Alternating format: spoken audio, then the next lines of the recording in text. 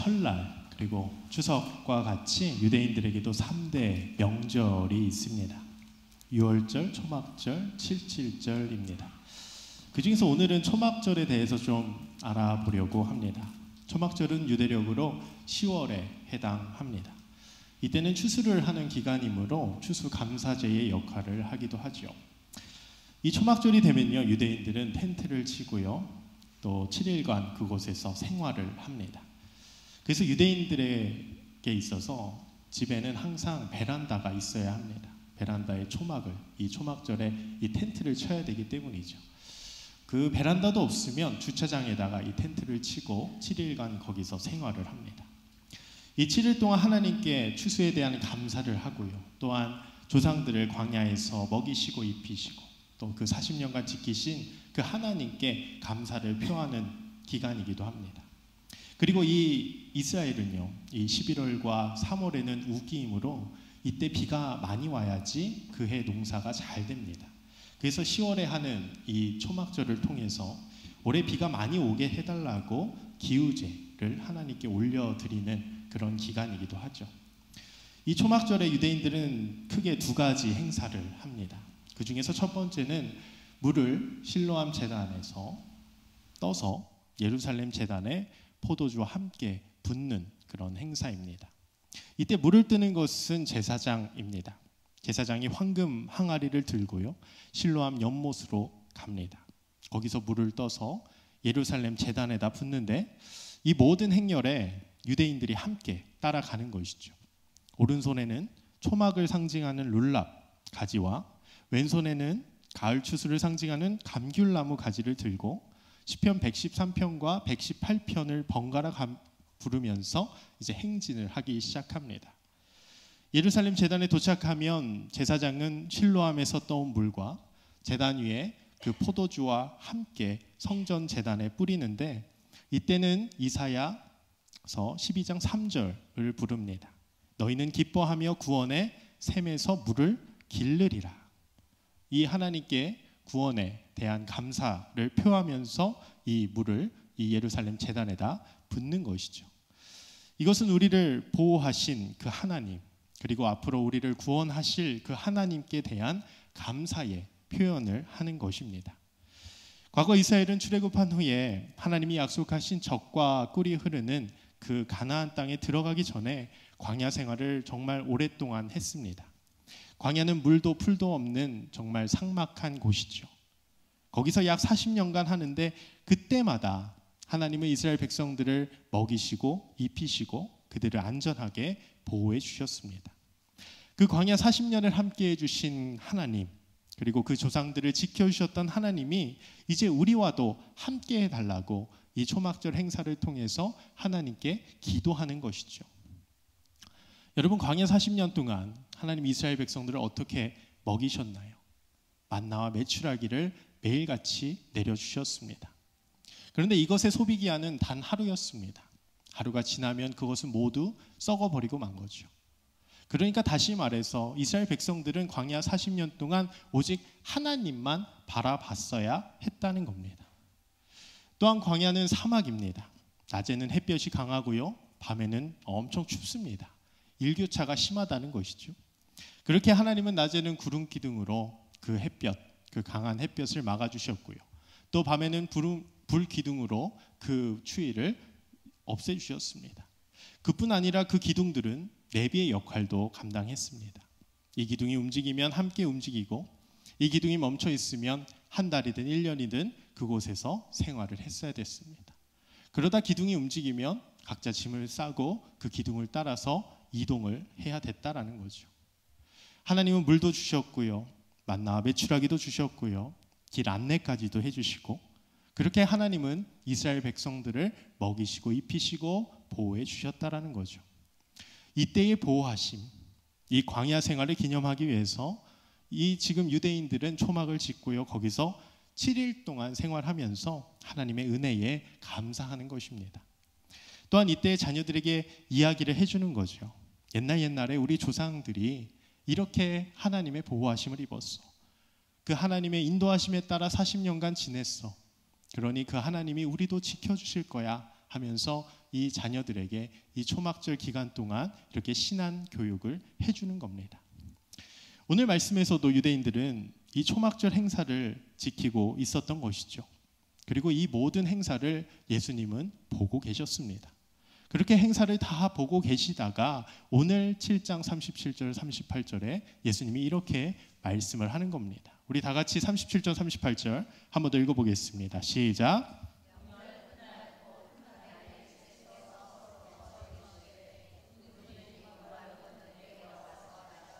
나를 믿는 자는 성경의 이름과 같이 그 배에서 생수의 강이 흘러나오리라 하시니. 아멘. 여기서 명절 큰 날 곧 초막절입니다. 이 초막절이 끝날 때에 이 모든 행사를 하는 것을 보시고 예수님이 말씀하십니다. 누구든지 목마르거든 내게로 와서 마시라. 나를 믿는 자는 성경의 이름과 같이 그 배에서 생수의 강이 흘러나오리라.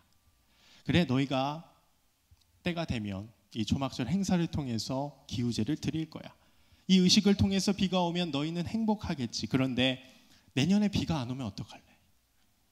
내년에 비가 안 오면 너희는 불행할 텐데. 올해 왔다고 치자. 그러나 내년에는 너희는 또다시 걱정할 거야. 내년에 비가 안 오면 너희는 다시 목이 마를 거고 계속 채워지지 않겠지. 그런데 나는 다르다. 나를 믿는 자는 성경의 이름과 같이 성경에서 말하는 것과 같이 그 배에서 생수의 강이 흘러나오리라. 오늘 주님이 말씀하시는 거죠. 사랑하는 성도 여러분, 우리 주님은 생수의 강이십니다. 그 주님을 믿을 때에 그 배에서 생수의 강이 흘러 넘친다라는 겁니다.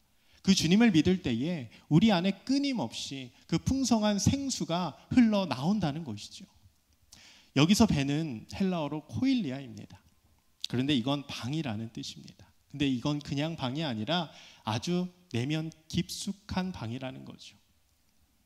우리의 가장 깊은 내면, 깊은 방 하나, 이곳에 예수님을 두면 우리의 깊은 곳에서부터 끊임없이 주님이 주시는 생수의 강이 흘러 넘친다라는 거죠. 우리에게 끊임없이 만족함을 주신다라는 겁니다. 만약 이 자리에 공허함이 있다면, 공허함을 갖고 계신 분이 있으시다면, 무언가 채워도 목이 마른 분이 계시다면 오직 예수 그리스도로 나아가길 소망합니다. 주님만이 우리를 채워주실 수 있습니다. 주님만이 우리에게 만족함을 주실 수 있습니다. 예수께로 나아가십시오. 그러면 우리의 깊은 곳에서 생수의 강이 흘러 넘칠 줄 믿습니다. 그러므로 우리가 공허할 때에 해야 하는 가장 첫 번째 일은 그 주님을 찾는 것입니다. 그 예수 그리스도를 찾는 것이죠. 주님이 우리의 삶의 답이 되어주시는 겁니다. 그런데 우린 왜 찾지 않을까요? 왜 그런 주님을 찾지 않을까요? 일단 공허함을 몰라서일 수도 있겠죠. 아니면 그 공허함을 일시적으로 채우고 있기 때문이기도 합니다. 나의 취미생활로, 무언가에 집중함으로, 직장에서의 결과물로, 사람들에게 인정을 받음으로, 때로는 술로, 때로는 드라마로, 때로는 유튜브로, 때로는 맛있는 음식으로, 때로는 좋은 관계로, 정말 여러 가지 방법으로 우리는 이 공허함을 벗어내려고 우린 몸부림을 친다라는 것이죠. 그러나 우리가 분명히 기억해야 할 것은 주님이 없으면 우리는 매 순간 공허하다라는 겁니다. 이것은 우리의 삶에 있어서 가장 첫 번째 원칙입니다. 전제 조건입니다. 주님이 우리를 그렇게 만드셨죠. 주님 말고는 우리를 채워줄 분이 없다라는 겁니다. 우리가 이 전제를 받아들이면 우리가 마주하는 그 수많은, 매일같이 마주하는 그 수많은 부정적인 생각과 우울한 감정들을 낯선 불청객이 아님을 우리는 알게 되는 것입니다. 당연히 일어날 수 있는 부정적인 감정입니다. 당연히 일어나는, 주님이 없으면 당연히 일어나는 그런 부정적인 생각과 감정들과 공허함과 우울감이라는 것이죠. 오늘 주님은 말씀하십니다. 누구든지 목마르거든 내게로 오라. 우린 주님이 없으면 공허합니다. 우리가 이것을 받아들여야 되는 거죠. 이것이 우리가 믿고 있는 이 말씀 가장 첫 번째 전제 조건입니다. 우리는 공허하기에 우리는 주님이 필요한 것이고요. 오늘 주님은 말씀하십니다. 누구든지 내게로 오라. 그러면 그 배에서 생수의 강이 나오리라. 우린 주님이 아니고서는 절대 만족함을 얻을 수 없습니다. 마셔도 마셔도 우린 목이 마른 것이죠. 그러니 사랑하는 성도 여러분, 주님을 찾길 소망합니다. 주님만이 우리를 만족시켜 주실 수 있습니다. 주님을 만나야 됩니다. 우리는 주님을 만나야지만 우리 안에서, 우리 깊은 내면 속에서 그 끊임없는 생수의 강이 흘러 넘친다라는 거죠. 누구든지 목마른 분이 계시다면 지금 이 자리에 나와 주님을 만나길 소망합니다. 주님은 우리를 부르고 계십니다. 누구든지 나를 믿거든 너희 안에서 생수의 강이 흘러 넘치리라. 우리의 공허함이 채워집니다. 우리의 가장 깊숙한 그 방에서 생수의 강이 흘러 넘친다라는 거죠. 세상이 줄 수 없는 그 기쁨이 우리 안에 넘쳐난다라는 것입니다. 그러므로 우리가 공허할 때에, 우리의 삶 가운데 너무 힘들고 지치고 우리가 우울할 때에 주님을 찾기를 소망합니다. 예수 그리스도만이 우리의 구원자가 되어주실 줄 믿습니다. 두 번째로 우리가 목마르고 공허할 때에 우리는 항상 이 질문을 해야 됩니다. 나는 어디서 와서 어디로 가는가? 우리 주님은 자신이 어디로 와서 어디로 가는지 알고 계셨습니다. 우리 주님은 7장 28절에 이렇게 말씀하시죠. 우리 28절, 29절 화면을 보시고 함께 읽어보겠습니다. 시작. 예수께서 성전에 가르치시며 외쳐 이르시되 너희가 나를 알고 내가 어디서 온 것도 알거니와 내가 스스로 온 것이 아니니라. 나를 보내신 이는 참되시니 너희는 그를 알지 못하나 나는 아노니 이는 내가 그에게서 났고 그가 나를 보내셨음이라 하시니. 아멘. 주님은 자신이 어디서 와서 어디로 가는지 알고 계셨습니다. 그리고 내가 누구로부터 보냄을 받았는지도 알고 계셨죠. 바로 누구입니까? 하나님이라는 거죠. 예수님은 내가 하나님께로부터 왔고 하나님이 나를 보내셨음을 알았습니다. 그러니 주님은 이렇게 당당하게 바리새인들에게 말할 수 있었던 것이죠. 나는 그에게서 났고 그가 나를 보냈다. 그는 자신의 정체성을 분명히 알고 계셨다라는 겁니다. 7장 33절 제가 읽어보겠습니다. 예수께서 이르시되 내가 너희와 함께 조금 더 있다가 나를 보내신 이에게로 돌아가겠노라. 아멘. 그는 자신이 어디서 와서 어디로 가는지 알고 계셨습니다. 그러니 비교하지 않습니다. 지금 내가 왜 여기 있는지, 누가 나를 이곳에 보냈는지 그는 분명히 알았다라는 거죠. 그는 하나님께로 와서 하나님이 보내신 그 자리에 있었기 때문에 그는 전혀 목마르지 않았던 겁니다. 자신이 누구인지 분명히 알았던 것이죠. 내가 여기서 뭘 해야 될지 알고 있었습니다. 그리고 나는 조금 있다가 나를 보내시니 그 하나님께로 돌아감을 알았습니다. 그러니 그는 담대하게 자신의 일을, 하나님의 나라를 바리새인들에게 선포할 수 있었던 것이죠. 여기 있는 우리 모두에게도 질문하고 싶습니다. 나는 과연 어디서 와서 어디로 가는가? 이 질문에 답하지 못하면 우린 평생 목마를 겁니다. 마셔도 마셔도 갈증이 날 겁니다. 성공을 해도 목마를 거고요. 1등을 해도요, 그 너머에 있는 그 넓은 세상 속에서 우린 또다시 좌절하고 절망할 겁니다. 우리의 삶은 점점 황폐해지고 점점 공허해지고 점점 삭막해진다라는 것이죠. 그러니 오늘 주님은 말씀하시는 겁니다. 우리 7장 오늘 말씀 37절 38절 다시 한번 읽어보겠습니다. 시작. 명절 끝날 곧 큰 날에 예수께서 서서 외쳐 이르시되 누구든지 목마르거든 내게로 와서 마시라. 나를 믿는 자는 성경의 이름과 같이 그 배에서 생수의 강이 흘러나오리라 하시니. 아멘. 우리 주님께서는 내가 누구인지 알았습니다. 내가 어디서 와서 어디로 감을 알고 있었습니다. 그러니 분명히 말하는 거죠. 하나님께로 온 나, 하나님의 아들인 나를 믿으라. 그리하면 너희 배에서 생수의 강이 흘러나오리라.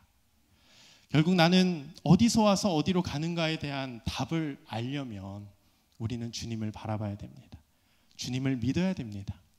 주님만이 유일한 길입니다. 우리는 아무리 내면에서 철학적으로 사색을 해봐도 내가 어디서 와서 어디로 가는지 그 답을 명쾌하게 내릴 수가 없습니다.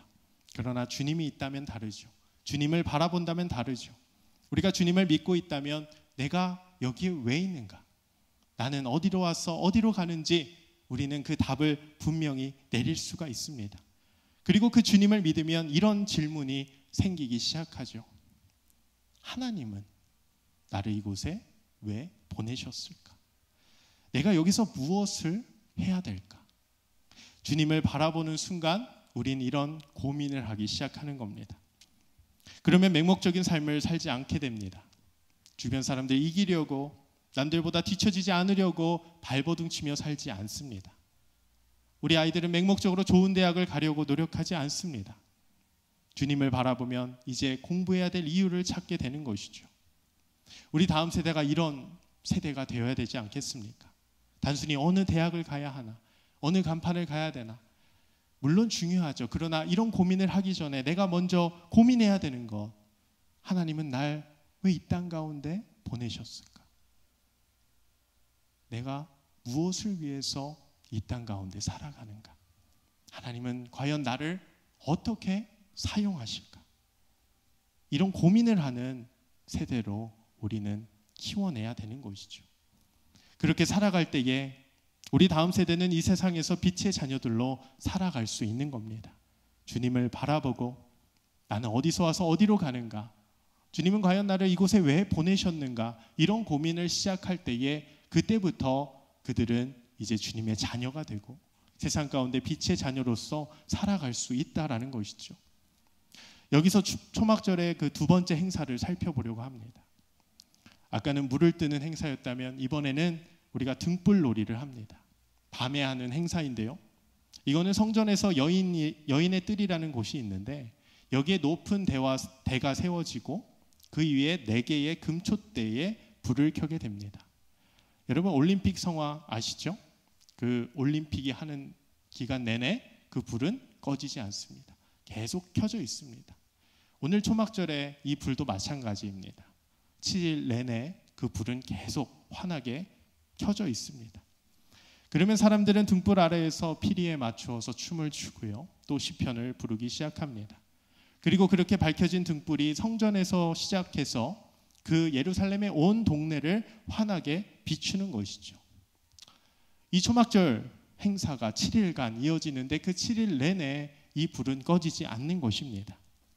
근데 이것을 보시고 또 주님은 후에 말씀을 하십니다. 우리 8장 12절 같이 한번 우리 다 아는 말씀인데요. 같이 한번 읽어보겠습니다. 시작. 예수께서 이르시되 나는 세상의 빛이니 나를 따르는 자는 어둠에 다니지 아니하고 생명의 빛을 얻으리라. 아멘. 이 환하게 비춰 있는 이 불을 보고 이 빛을 보고 주님이 말씀하는 겁니다. 나는 세상의 빛이다. 나를 따르지 않으면 어둠을 따르지 아니야. 생명의 빛을 얻는다라는 겁니다. 여러분 주님이 이런 당당함이 어디서 나올까요? 역시나 내가 어디서 와서 어디로 가는지 그는 분명히 알고 있었기 때문입니다. 알고 있었기 때문에 이런 당당함이 나올 수가 있는 것이죠. 우리 8장 14절도 같이 한번 읽어보겠습니다. 시작. 예수께서 대답하여 이르시되 내가 나를 위하여 증언하여도 내 증언이 참되니 나는 내가 어디서 오며 어디로 가는 것을 알거니와 너희는 내가 어디서 오며 어디로 가는 것을 알지 못하느니라. 아멘.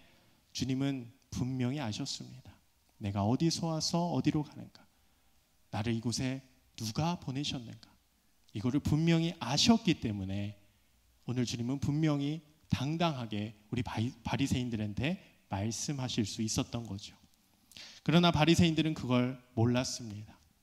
그러니 예수님이 빛인 것도 예수님이 하나님의 아들인 것도 알지 못했던 것이죠. 사랑하는 성도 여러분, 우리가 빛이신 주님을 따라 살아갈 때에 우리는 더 이상 어둠에 다니지 않습니다. 우리의 진정한 행복은 빛이신 주님을 따를 때만 얻을 수 있는 것이죠. 교회에서는 이걸 배우는 것입니다. 그래서 우리가 중요한 것이죠. 우리 다음 세대도 그래서 우리가 여기 와서 말씀을 듣는 것입니다.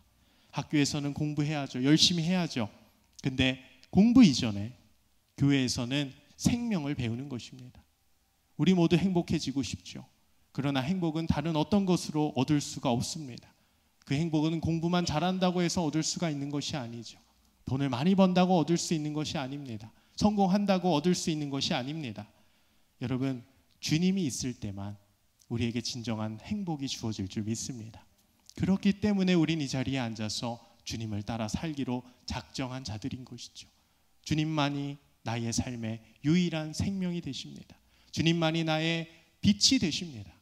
우리는 결단하며 고백하며 이 자리에 앉아 있는 것입니다. 그 생명이 누구에게 있는지 알기 때문에, 이 세상에서는 얻을 수 없는 그 생명이 이 바로 주님께 있음을 알기 때문에 우리는 이 자리에 나와서 말씀을 사모하는 것이죠. 우리 다음 세대들도 마찬가지입니다. 다음 세대들도 이 생명을 우리는 가르쳐줘야 됩니다. 교회에서는 생명을 가르치는 곳입니다. 단순히 공부를 잘하는 비법을 알려주는 것이 아닙니다. 기도해서 너가 성공해야 돼, 너가 기도하면 1등을 할 수 있어, 이런 것을 알려주는 자리가 아닙니다. 이 교회는 생명을 가르치는 자리인 줄 믿습니다. 그 생명을 얻을 때에만 우리 다음 세대, 우리 모두가 진정한 행복을 얻을 수 있는 것이죠. 여러분, 주님은 빛이십니다. 빛을 따르면 우린 어둠을 따르지 않습니다. 초막절의 빛은 7일이면 꺼집니다. 그러나 영원한 빛이신 주님을 따라 살면 더 이상 어둠에 다니지 않게 되는 것이죠. 여러분, 빛으로 산다는 것 과연 좋을까요? 빛으로 살고 싶습니까? 빛나고 싶습니까? 빛나고 싶죠. 저는 학창 시절에 제 얼굴이 진짜 빛났으면 좋겠다 생각했습니다. 정말이요. 여학생들이 줄줄 따라다녔으면 좋겠다. 정말 후광이 비치는 사람들이 있더라고요. 그런 사람 못 보셨나요? 제가 우연히 정우재가 아니죠, 이정재 아시나요? 길거리에 봤어요. 길거리에서 봤는데 진짜 후광이 비치더라고요. 그래서 사실 얼굴이 정확히 잘 안 보여요. 잘생겼는지 못생겼는지 모르겠어요. 근데 후광이 비치니까 그냥 멋지고 잘생기고, 야, 범접할 수 없는 뭔가 아우라가 있더라고요. 이렇게 빛나면 참 좋을 것 같습니다. 여러분, 최근에 종영한 드라마 선업티 아십니까? 웃으시는 분은 아셔요. 네. 선제 없고 티어. 네. 엄청 아주머니들 사이에서 유명하다고 하더라고요. 왜냐하면 그 남주가 변우석이라는 사람인데 그렇게 멋있다고 누군가가 그랬습니다. 그렇게 찬양을 하더라고요. 근데요, 여러분, 그 변우석 빛나겠죠? 190cm랍니다. 얼굴은 귀염상인데 피지컬은 남자 같아서, 그리고 선제를 끝까지 지켜주는 그런 역할이라고 해서 아주머니들이 너무 환상 속에서 살고 계신 것 같은데, 그런 변우석 너무 빛나죠. 너무 매력적이죠. 우리는 그렇게 빛났으면 좋겠습니다. 그런데 그렇게 빛나면 과연 행복할까? 저희 장인어른 어머님이죠. 그러니까 저한테는 할머님인데 그 할머님이 임영웅을 그렇게 좋아하셔요. 그래서 앨범도 사시고 막 노래도 부르시고, 아마 그 할머님 눈에는 임영웅이 빛이라는 거겠죠. 빛날 겁니다. 이렇게 빛이 되면 참 좋은데, 빛나면 좋은데, 정말 빛이 된다면 그 삶은 좀 피곤할 것 같다는 생각도 듭니다. 일상생활을 잘 못할 수도 있을 것 같아요. 지난주에 우리 냉난방 공사 교체 아주 은혜롭게 잘 마쳤는데, 공사 때문에 우리 사역자들은 일주일 내내 밖에서 점심 식사를 했습니다. 근데 담임 목사님이랑 같이 나가면 저 멀리서 성도님이 그렇게 인사를 하시는 거예요. 그래서 제가 느꼈죠. 아, 이 지역의 스타는 우리 담임 목사님이구나, 이런 걸 느꼈는데, 정말 근데 좋을 것 같기도 하지만 피곤할 것 같다, 이런 생각도 듭니다. 어디 슬리퍼 신고 나가겠습니까? 어디 슈퍼 하나 제대로 가겠습니까? 피곤할 것 같다는 거죠. 빛난다는 건 그런 겁니다. 얼마나 조심스러울까요? 누구나 빛나고 싶은데 사실 이 빛으로 살면 해야 될 것들이 진짜 많습니다. 그리고 주변에서는 더 많은 것들을 요구하죠. 빛이 강하면 눈부시다고 욕하고, 빛이 약하면 어둡다고 욕하고, 그냥 욕하는 거죠. 빛이란 건 그런 겁니다. 어두운 세상에 물들어서 그냥 묻혀가면 전혀 욕먹을 일이 아니지만, 빛으로 살면 모두가 그 빛을 바라보고 있기 때문에 그 삶은 좀 피곤하고 귀찮을 수 있다는 거죠. 그런데 주님은, 그 빛이신 주님은 우리에게 이렇게 명령하십니다. 마태복음 5장 14절에서 16절, 우리 같이 한번, 유명한 말씀이죠. 같이 한번 화면 보고 읽어보겠습니다. 시작. 너희는 세상의 빛이라.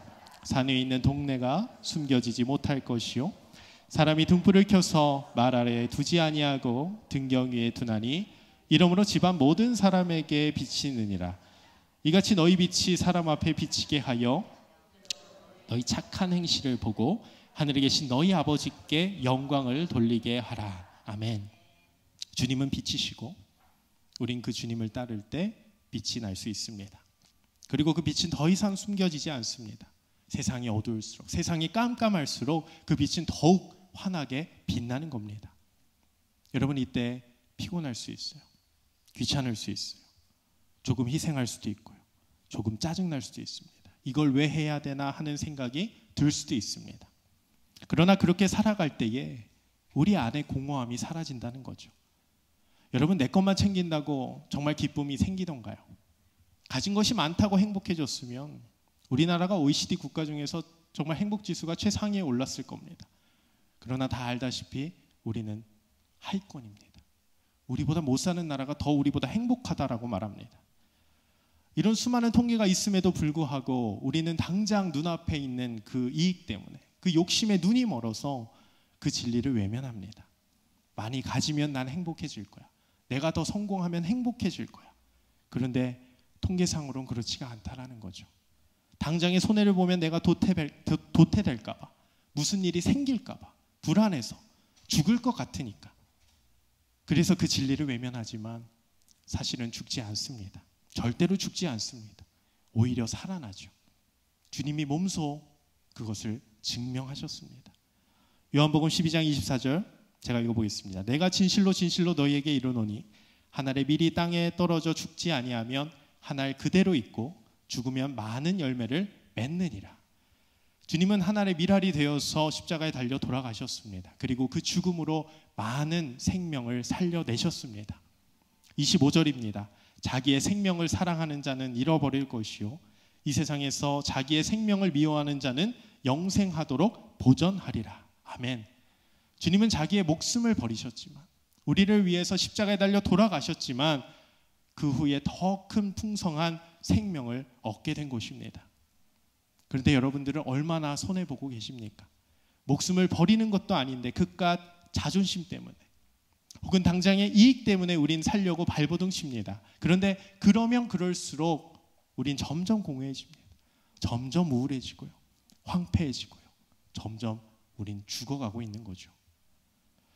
주님이 그러하셨듯이 각자의 자리에서 각자에게 주신 그 십자가의 길을 걸어갈 때에 우린 비로소 참된 생명을 얻을 줄 믿습니다. 미 항공우주국에서 1970년 4월 11일에 세 번째 달 착륙을 목표로 우주선을 쏘아 올렸다라고 합니다. 그런데 42만 1860km까지 날아간 아폴로 13호는 두 개의 산소통 중 하나가 폭발하는 사고가 일어나게 됩니다.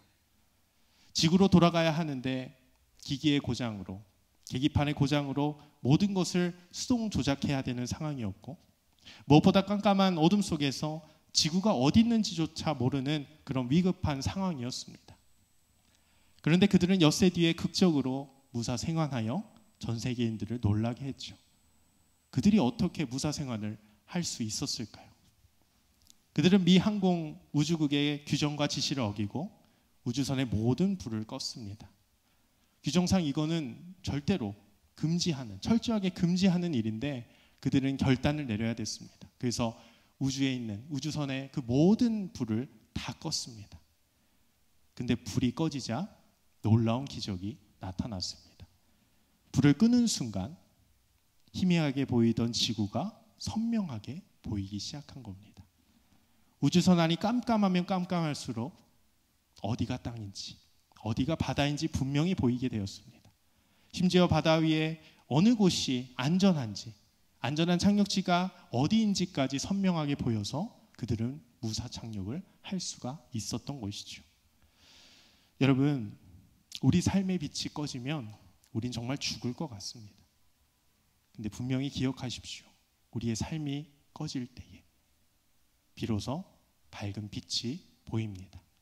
진정한 빛이 보이게 됩니다. 우리 빛이신 주님을 발견하게 됩니다. 우리의 인생이 어두울수록 그 빛은 더 찬란하게 빛날 것입니다. 우리는 분명히 압니다. 우린 스스로 빛날 수 없다는 것을요. 우린 주님 없이 공허함을 알고 있습니다. 우린 주님 없이 만족함이 없습니다. 아무리 빛을 내려고 발버둥을 쳐도 우리는 점점 더 주위가 어두워질 뿐이죠. 그러니 우리가 공허하고 우울하고 어둠 속에 있을 때에 혈안이 되어 다른 해결 방법을 찾아서는 안 됩니다. 우리가 어두울수록, 우리가 깜깜할수록, 우리가 절망스러울수록 우리가 해야 되는 것은 빛이신 주님을 찾는 것입니다. 주님을 바라보는 것입니다. 빛을 발견하는 것이죠. 우리의 삶이 어두울수록 그 빛은 더 빛날 줄 믿습니다. 이것으로 끝나지 않고 그 빛을 따라 살아갈 때에 우리의 삶도 함께 빛날 수 있는 것이죠.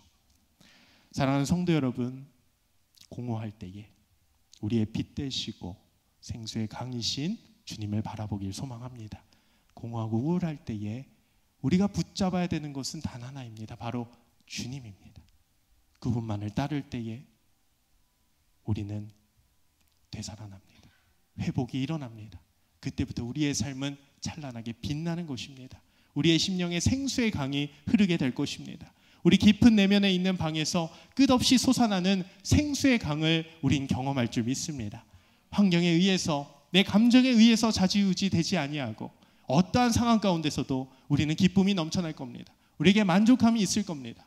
당장 죽을 것 같아도 빛이신 주님을 따라갈 때에 우리의 삶은 그 어떤 빛보다 환하게 빛날 줄 믿습니다. 그리고 우리의 그 빛으로 주변이 살아나게 될 겁니다. 물론 빛으로 살면 힘들고 귀찮은 일이 있습니다. 피곤할 수 있습니다. 그러나 그만큼 그 속에 피어나는 풍성한 생명으로 우리의 삶은 말로 형용할 수 없는 기쁨이 넘쳐 흐르게 될 줄 믿습니다. 사랑하는 성도 여러분, 오늘 말씀을 꼭 기억하십시오. 여러분들의 일상 가운데, 여러분들의 삶 가운데 공허함이 찾아온다면 두 가지를 기억해야 됩니다. 첫 번째는 빛이시고 생수의 강이신 주님을 붙드는 겁니다. 그 주님을 바라볼 때에 우리는 질문하게 됩니다. 나는 어디서 와서 어디로 가는가? 나는 무엇 때문에 이곳에 있는가? 주님은 나를 이곳에 왜 부르셨는가? 그 답을 계속해서 주님 안에서 찾아가는 우리 모두가 되기를 소망합니다. 그렇게 그 주님을 따라 살고 그 답을 향해 나아갈 때에 우리의 삶은 더 이상 공허해지지 아니하고 우리는 오히려 풍성해지며 죽을 것 같지만, 죽는 것 같지만 우리 안에 더욱더 기쁘고 즐거운 그런 기쁨이 넘치는 일이 계속해서 일어날 줄 믿습니다. 내 안에 깊은 곳에서 샘솟는 그 하나님이 주시는 그 만족과 기쁨을 누리는 우리 사랑하는 모든 성도님들 되시기를 주님의 이름으로 축복합니다.